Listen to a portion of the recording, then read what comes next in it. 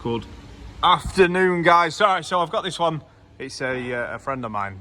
He's had a clunking noise from the front of the vehicle. A little bit of weird steering and stuff like that. I've just lifted it up on the ramp, and you're not going to believe this.